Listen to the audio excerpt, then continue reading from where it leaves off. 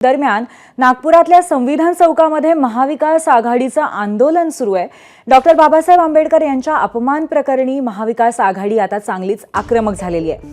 महाविकास आघाडीतील पक्षांचे आमदार संविधान चौकातल्या डॉक्टर बाबासाहेब आंबेडकर यांच्या पुतळ्याजवळ आंदोलन करण्यासाठी पोहोचलेले आहेत। आपण त्याचीच दृश्य पाहतोय। आंदोलन करत संविधान चौकातनं सर्व आमदार आता चालत विधान भवनात पोहोचणार आहेत।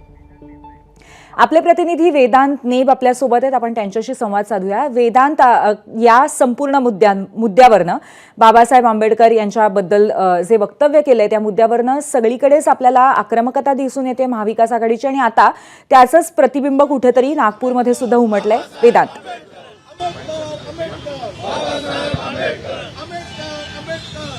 नक्की ज्या प्रकारे काल आपण बघितलं अमित शहा यांनी आंबेडकरांबद्दल जे वक्तव्य केलं त्यानंतर याच डॉक्टर बाबासाहेब आंबेडकरांचा अवमान झाला असं महाविकास आघाडीच्या नेत्यांचं म्हणणं आहे। आणि याच अवमानाच्या विरोधामध्ये आपण बघतोय की संविधान चौकामध्ये आंदोलन केलं जातंय। महाविकास आघाडीचे सर्व नेते एकत्रित येऊन या संविधान चौकामध्ये जमलेले आहेत, घोषणाबाजी केली जाते।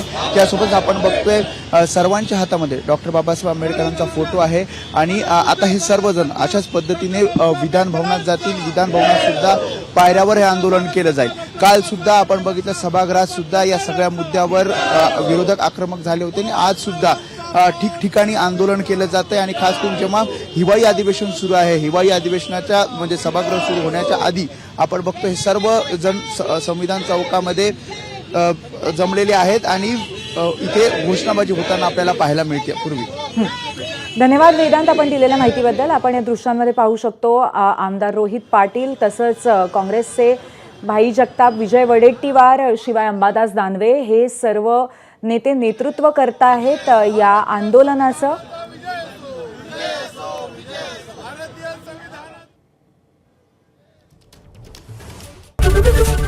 एबीपी माझा, उघडा डोळे बघा नीट।